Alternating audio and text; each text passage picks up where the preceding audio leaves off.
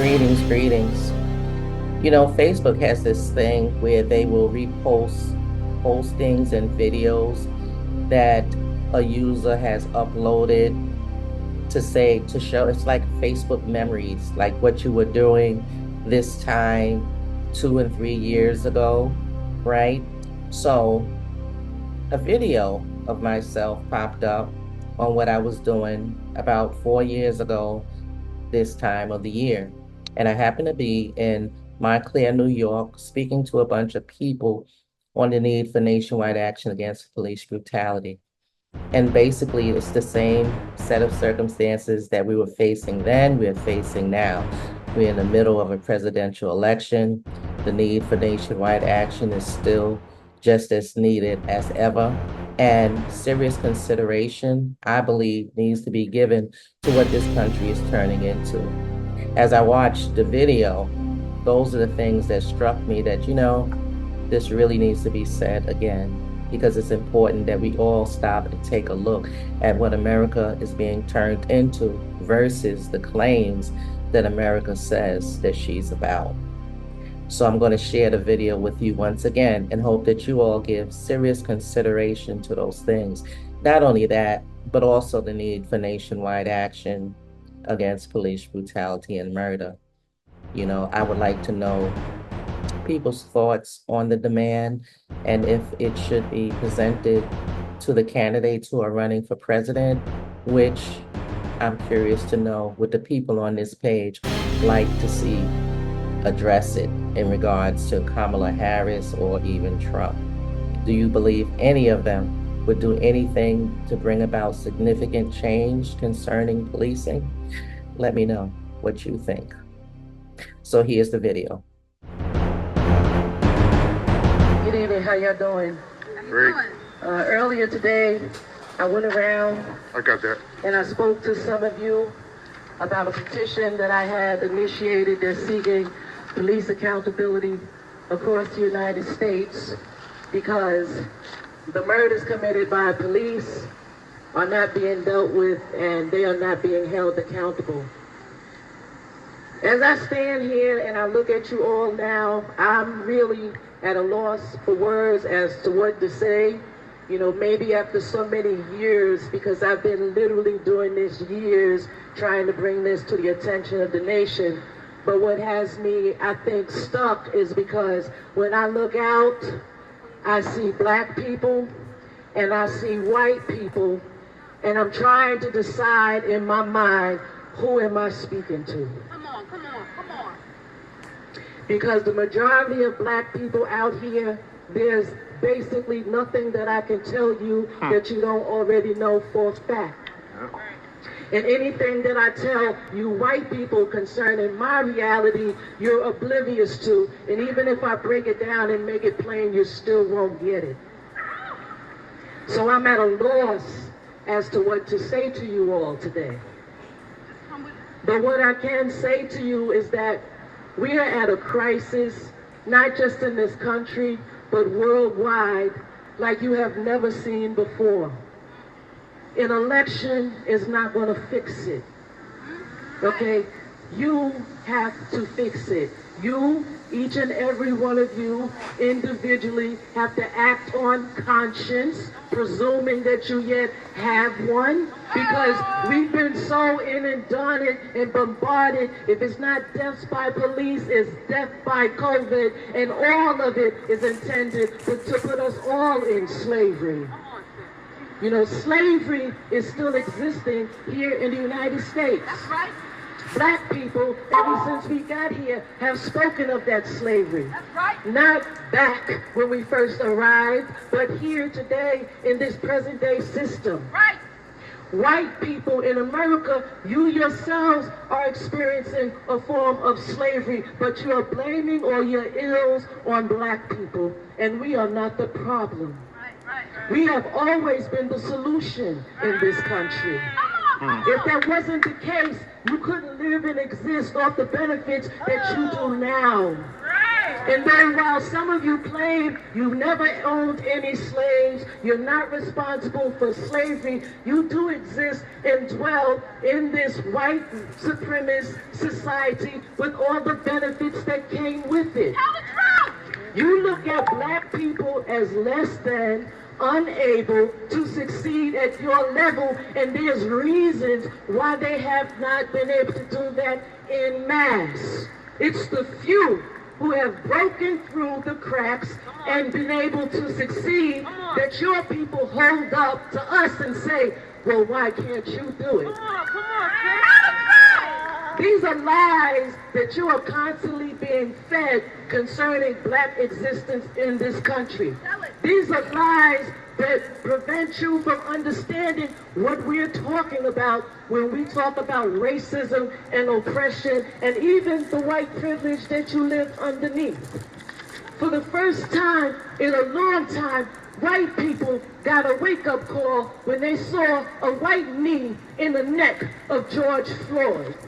Something came over them because 5 years ago, a lot of white people were saying, no, black lives don't matter, all lives matter. But when George Floyd was murdered, I seen white folks like never before saying, black lives matter, holding signs up saying, black lives matter. I happen to believe it was an act of God that touched your heart because nothing before then has. It's not untrue that you have not witnessed murders by police against black unarmed people. You've seen that before. So something in particular happened within the hearts of white people, not just here in this country, but worldwide. That case got attention. It got attention because change is coming, ready or not. It's coming. Whether you're on the right side or the wrong side, it's coming.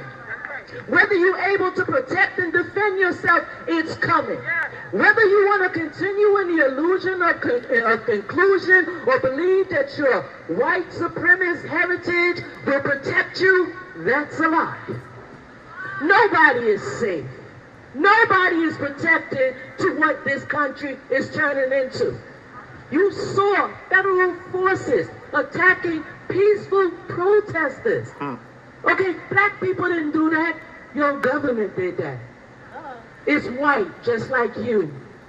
It violated the rights that you believe in, that you celebrate, that you send your sons into the military to fight wars overseas to protect and defend. There you go. But you never question when they come back here, they have no benefits. There you go. They're homeless. There you go. They can't even get medicine. This is a government that I seek to challenge with my little petition that's demanding police accountability across the United States because this country boasts claims of liberty and justice for all. But that has not been true concerning people of color. So I'm of the position that I want this government to put up or shut up concerning those claims.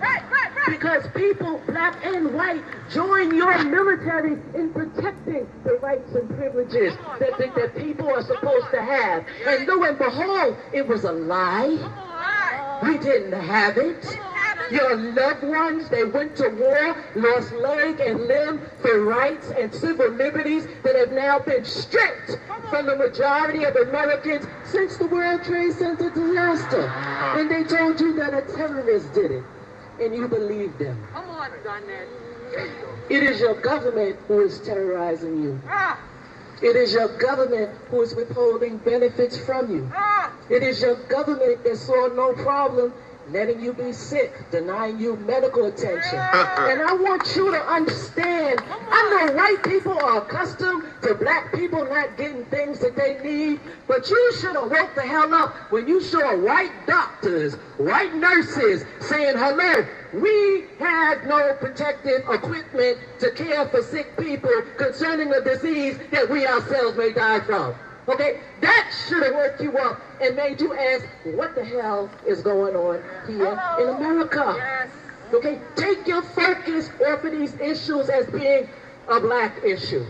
Okay, that was the bait to drawing you into co-signing on our murders, on our wrongful incarcerations. They led you to believe that it was a black thing, only pertaining to black things, so you turn your ears shut and not listen and pay attention. But you are being affected, and we are not the problem. I ask everybody here and everybody who is hearing me to help me galvanize a national movement that cannot be ignored. Because it's incredulous to me that you can have a Department of Justice and have continued situations of people in the street marching and begging for justice.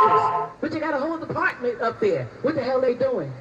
If not stripping and taking away of rights. Okay?